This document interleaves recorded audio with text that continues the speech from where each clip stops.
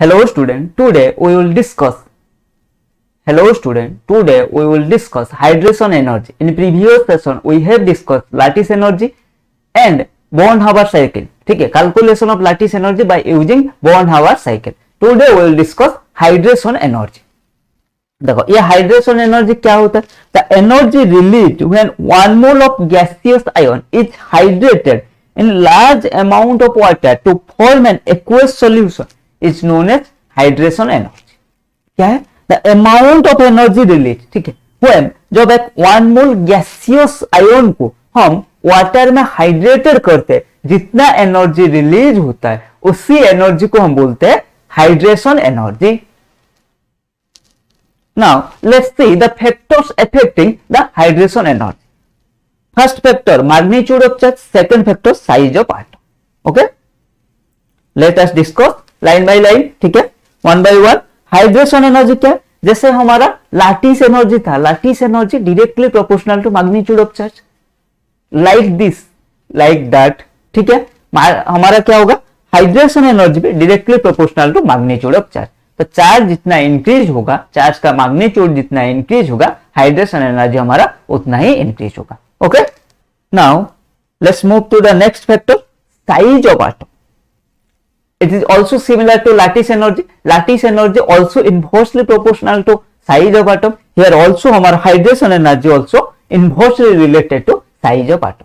So two factors, basically two factors affect the hydration energy. First one charge of atom, second one size of atom. ठीक है, hydration energy directly proportional to charge of atom and magnitude of charge. ठीक है, and inversely proportional to size of atom. Here it's like lattice energy, charge is dominating factor over size. ठीक है, in case of lattice energy also charge is dominating factor over lattice over atomic size. ठीक है, let's move to the next concept, solvation. Solvation क्या होता है? Solvation is like जब हमारा solvent water use होता है उसको बोलते हैं हाइड्रेशन. ठीक है, अगर वाटर के अलावा कोई और सॉल्वेंट होगा उसको बोलेंगे सॉल्वेशन.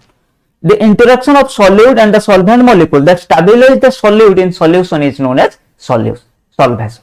ठीक है, क्या? The interaction of the solute and solvent molecule that stabilize the solute. देखो हम एक सॉल्यूशन लेते हैं, सॉल्यूशन में क्या रहता है? Solute plus solvent. ठीक है, सॉल्यूशन में ये दो कंपोनेंट रहता है. हम क्या करते हैं? सॉल्यूट को सॉल्वेंट में डालते हैं. ठीक है, उसको मिक्स करते हैं. राइट, जो लार्ज क्वांटिटी में रहता है उसको सॉल्वेंट बोलते हैं, जो लेस क्वांटिटी में रहता है उसको सॉल्यूट बोलते हैं. हम सॉल्यूट को सॉल्वेंट में जब डालते हैं, ठीक है, उनके बीच में देखो सॉल्यूट सॉल्वेंट में जा रहा है तो उनके बीच में कुछ ना कुछ अट्रैक्शन हो रहा है. तो सॉल्वेंट मॉलिक्यूल क्या करता है? सो हमारा सॉल्यूट है, देखो the solvent molecule stabilize the solute in the solution. तो सॉल्यूशन में सॉल्वेंट मॉलिक्यूल क्या करता है? सॉल्यूट को स्टेबलाइज करता है, उसी को हम बोलते हैं सॉल्वेशन. अगर हम हमारा सॉल्वेंट वाटर यूज होगा तो उसको बोल देंगे हाइड्रेशन. ठीक है, देखो हाइड्रेशन प्रोसेस ऑफ NaCl देखते हैं. देखो NaCl क्या? जब NaCl को मान लो ये एक बीकर था, इसमें वाटर था, हम इसमें NaCl ऐड कर. ठीक है, इसमें हमने NaCl ऐड किया तो क्या होगा? देखो होता क्या है, बेसिकली जब NaCl को ऐड करते हैं ये Na plus and Cl minus हो जाता है. ठीक है, Na प्लस के सराउंडिंग में देखो वाटर मॉलिक्यूल कैसे उसको सराउंड कर रहा है. ठीक है, इसको स्टेबलाइज बना रहा है. सिमिलरली Na प्लस को देखो, इसमें देखो Cl को क्या? Cl माइनस है तो इसका जो वाटर मॉलिक्यूल क्या है? ये है, ऐसा वाटर मॉलिक्यूल हमारा ऐसा है, इसके ऊपर डेल्टा नेगेटिव डेल पॉजिटिव. तो Cl माइनस को ये कैसे बाइंड करेगा? ऐसे ऐसे ऐसे ऐसे ऐसे सारे वाटर मॉलिक्यूल हमारा ऐसे बाइंड करते हैं. ठीक है, और इसको क्या बनाता है? स्टेबलाइज करते हैं. ठीक है, इसको स्टेबल बनाते हैं. इसी प्रोसेस को हम क्या बोलते हैं? सॉल्वेशन. ठीक है, तो ये वाला था. Na प्लस को क्या करता है? Na प्लस को वाटर मॉलिक्यूल का positive and negative end del minus del plus del plus, ये ऐसे ऑक्सीजन के साथ. ठीक है, तो Cl माइनस को वाटर मॉलिक्यूल का पॉजिटिव एंड Na प्लस को वाटर मॉलिक्यूल का नेगेटिव एंड ऐसे बाइंड करते हैं. ठीक है, तो इसी प्रोसेस को हम क्या बोलते हैं? सॉल्वेशन. और यह वाटर यूज हुआ तो इसको क्या बोलते हैं? हाइड्रेशन. ठीक है, ये है हाइड्रेशन प्रोसेस ऑफ NaCl. तो समझ में आएगा हाइड्रेशन क्या है, सॉल्वेशन क्या है. ठीक है, अब देखते हैं one of the most important concept. जैसे मैंने lattice energy, factors affecting lattice energy को स्टार मार्क किया था, इसको भी स्टार मार्क कर लो, ठीक है। One of the most important concept polarization और फाजान्स रूल, ये क्या बताता है? Covalent nature in ionic compound, ठीक है। एक आयोनिक कंपाउंड में कोवैलेंट नेचर कितना है, इसको ये बताता है, ठीक है। तो देखते हैं,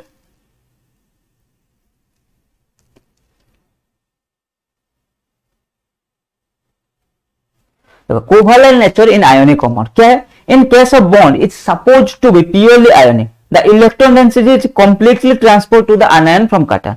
However, in reality, when anion and cation approach each other, the valence electron cloud of the anion is pulled towards the nucleus of cation, and thus electron cloud of anion get distorted. And this phenomena is called polarization of anion. क्या sir, क्या समझ में कुछ नहीं है? देखो, ionic compound में क्या होता है? मान लो ए बी एक आयनिक कंपाउंड, ठीक है। यह है ए माइनस अनायन है, बी प्लस cation है, ठीक है। आयनिक कंपाउंड में क्या होता है? ए माइनस बी प्लस क्या होता है?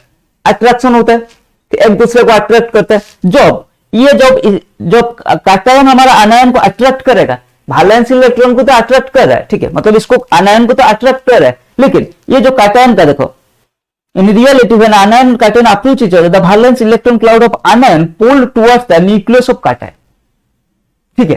क्या सर देखो क्या होता है, जो ये दोनों के बीच में तो अट्रैक्शन होता है, ठीक है, यही होता है हमारा आयनिक बॉन्ड। लेकिन रियलिटी में होता क्या है, जब ये आयनिक बॉन्ड फॉर्म करते हैं, क्यों आयनिक बॉन्ड प्योरली आयनिक ना होकर इसके अंदर थोड़ा कोवैलेंट कैरेक्टर आ रहा है, ठीक है। इसका रीजन क्या है? इसका रीजन है पोलराइजेशन। तो पोलराइजेशन क्या है उसको पहले समझते हैं। पोलराइजेशन क्या है? जब cation आनायन एक दूसरे को अट्रैक्ट करते हैं, ठीक है, उस टाइम क्या होता है, जो आनायन का वैलेंस इलेक्ट्रॉन है, ये क्या होता है? देखो, आनायन ऐसे होना चाहिए, ऐसे cation, ये आनायन, ठीक है। आनायन का साइज जनरली बड़ा होता है cation। जब ये एक दूसरे को अट्रैक्ट करते हैं, ये एक्चुअली क्या हो जाता है, इसका वैलेंस इलेक्ट्रॉन डिस्टॉर्टेड हो जाता है, मतलब एक्चुअली ये क्या हो जाता है, ऐसे, ठीक है, ये मतलब ऐसे हो जाता है, ठीक है, थोड़ा डिस्टॉर्टेड हो जाता है। समझ में आ रहा है भाई? कैटायंस न्यूक्लियस, ठीक है। कैटायन न्यूक्लियस क्या करता है? आनायन का वैलेंस इलेक्ट्रॉन को थोड़ा अपने तरफ खींच लेता है, तो जिसकी वजह से आनायन का इलेक्ट्रॉन क्लाउड थोड़ा डिस्टॉर्टेड हो जाता है, ठीक है। इसी को बोलते हैं पोलराइजेशन, ठीक है, समझ में आ गया? तो इसी को क्या बोलते हैं? पोलराइजेशन।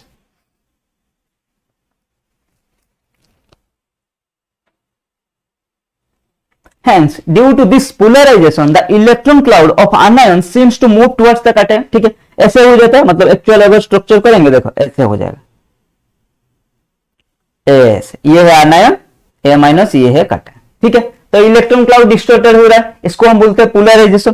तो due to polarisation the electron cloud of anion seems to move towards cation, as if it is going to overlap with the valence electron cloud of cation, thus giving an intuition that ionic compound have some covalent character। क्या यहाँ पर और एक concept है, covalent character क्या होता है sir? Covalent bond कैसे फॉर्म होता है? Due to overlapping of the orbital, ठीक है। तो यहां पर क्या हो रहा है, आनायन का इलेक्ट्रॉन क्लाउड, वैलेंस इलेक्ट्रॉन जो इलेक्ट्रॉन क्लाउड है वो डिस्टॉर्टेड हो रहा है, ठीक है। तो पॉसिबिलिटी आएगा आनायन एंड cation का, देखो seems towards more cation as if it is going to overlap with the valence electron। देखो यहाँ पे पॉसिबिलिटी आ सकता है, जब वैलेंस, जो cation का वैलेंस इलेक्ट्रॉन का उसके साथ ओवरलैप करने का पॉसिबिलिटी आता है, ठीक है। तो अगर ओवरलैप करने का पॉसिबिलिटी आएगा तो सम कोवैलेंट कैरेक्टर जनरेट होगा। This is the reason behind why ionic compound has some covalent character, ठीक है। और एक बार समझते हैं, देखो cation आनायन एक दूसरे को अट्रैक्ट करते हैं, cation आनायन एक दूसरे को अट्रैक्ट करते हैं, लेकिन एक cation का न्यूक्लियस क्या करता है, आनायन का वैलेंस इलेक्ट्रॉन को अपने तरफ अट्रैक्ट करता है, जिसकी वजह से आनायन क्या होता है, डिस्टॉर्टेड हो जाता है, ठीक है। आनायन का इलेक्ट्रॉन क्लाउड डिस्टॉर्टेड हो जाता है, स्फेरिकल होना चाहिए, ऐसे हो जाता है, थोड़ा सा हमारा cation की तरफ डिस्टॉर्टेड हो जाता है, ठीक है, जिसकी वजह से cation का वैलेंस इलेक्ट्रॉन एंड आनायन जो डिस्टॉर्टेड होगा, उन दोनों के बीच में ओवरलैपिंग होने का पॉसिबिलिटी आ जाता है। और हमें पता है ओवरलैपिंग क्या है, कोवैलेंट बॉन्ड हमारा ओवरलैपिंग की वजह से फॉर्म होता है। तो ओवरलैपिंग का पॉसिबिलिटी आ रहा है, व्हिच क्या है, which generate the possibility of some covalent character in ionic compound, ठीक है। तो यही रीजन है हमारा क्यों हमारा cation में, सॉरी आयोनिक कंपाउंड में थोड़ा सा कोवैलेंट कैरेक्टर रहता है। समझ में आएगा?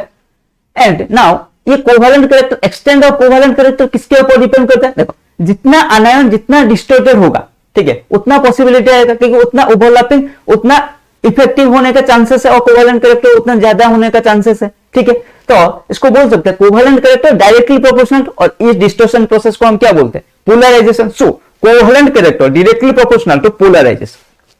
As polarization increases, covalent character in ionic compound increases. ठीक है, यही है मेन कॉन्सेप्ट हमारा फाजान्स रूल का। अब देखेंगे फैक्टर्स अफेक्टिंग पोलराइजेशन। तो पोलराइजेशन जितना इंक्रीज होगा हमारा क्या कोवेलेंट कैरेक्टर उतना इंक्रीज होगा इन आयोनिक कंपाउंड। ठीक है, लेट्स मूव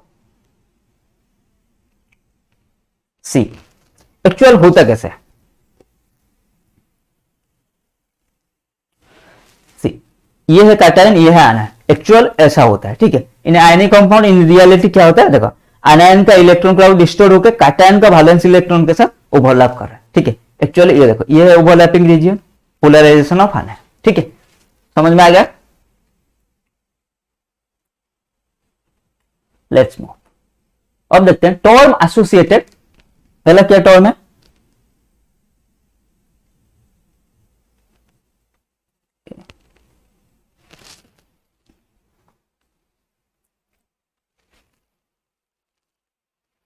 देखो टर्म क्या क्या एसोसिएट, टर्म क्या क्या यहां पर यूज होगा। देखो the phenomena of distortion of electron cloud of anion by cation, इसको क्या बोलते हैं, पोलराइजेशन। ठीक है, ये तो ऑलरेडी मैंने आपको बता दिया। नेक्स्ट टर्म क्या आएगा, the tendency of cation to distort the electron cloud of anion is known as, क्या है, इसको क्या बोलेंगे, polarising power. Cation, the tendency of cation to distort the electron cloud of anion, इसको क्या बोलेंगे, पोलराइजिंग पावर। ठीक है, आनायन का इलेक्ट्रॉन क्लाउड डिस्टॉर्ट होना, इसको बोलेंगे पोलराइजेशन। कैटायन कितना डिस्टॉर्ट कर रहा है, उस पावर को क्या बोलेंगे हम, पोलराइजिंग पावर। ठीक है, एंड नेक्स्ट टर्म क्या यूज होगा, the tendency of anion to undergo polarisation is known as polarisability. ठीक है, tendency of anion to undergo polarisation, इसको क्या बोलेंगे, polarisability.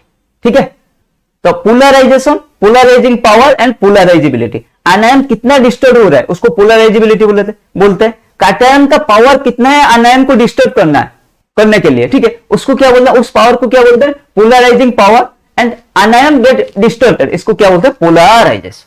आनायन get distorted by cation, इसको क्या बोलते हैं हम, पोलराइजेशन। ठीक है, पोलराइजेशन, पोलराइजिंग पावर, पोलराइजेबिलिटी, समझ में आ गया।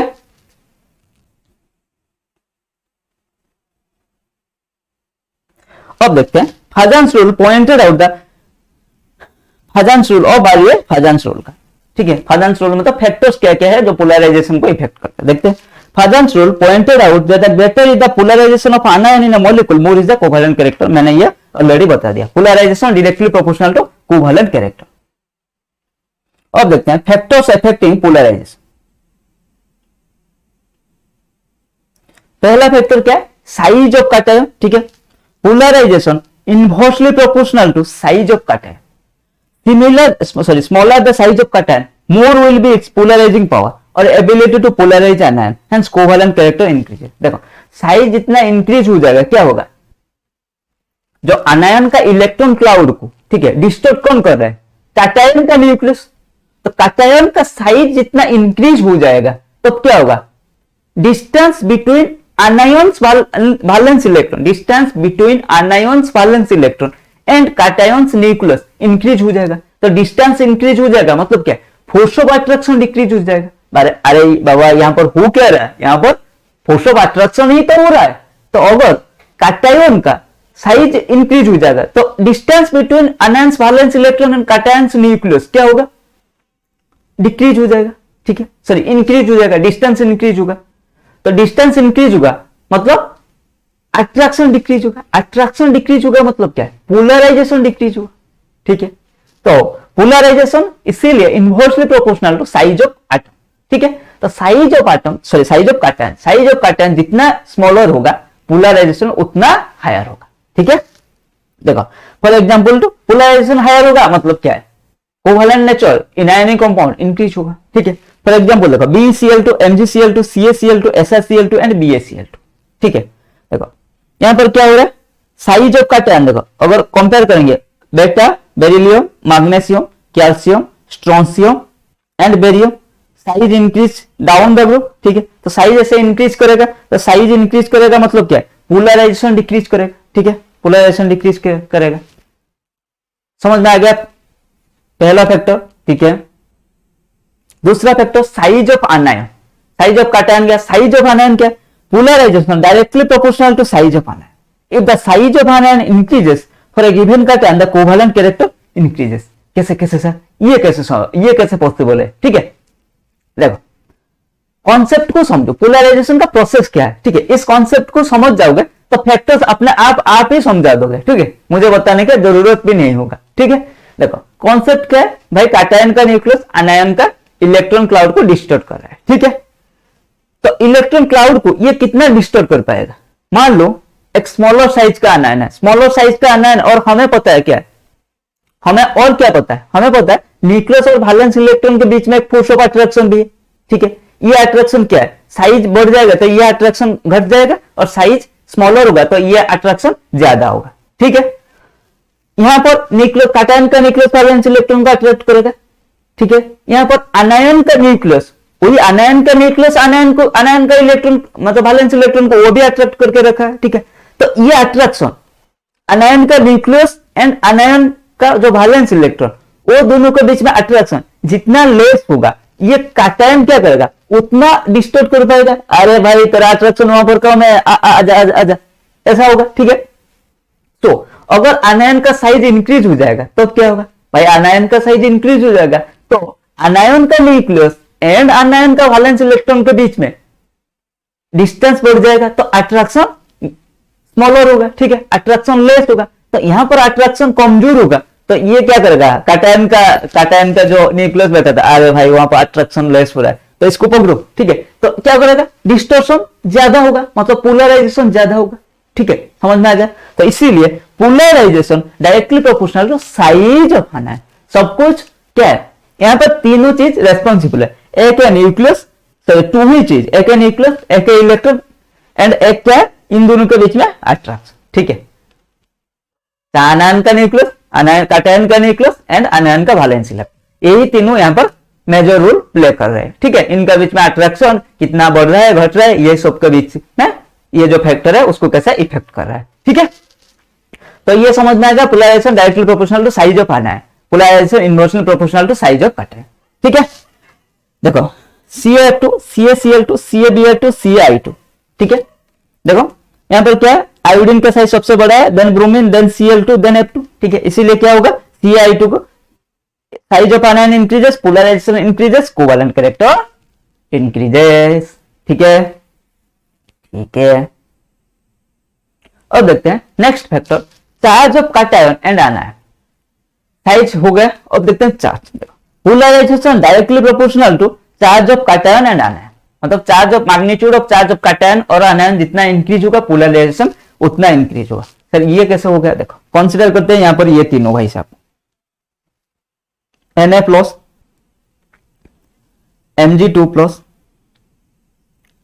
Al3+, ठीक है, कंसीडर किया, हाँ जी सर कंसीडर किया।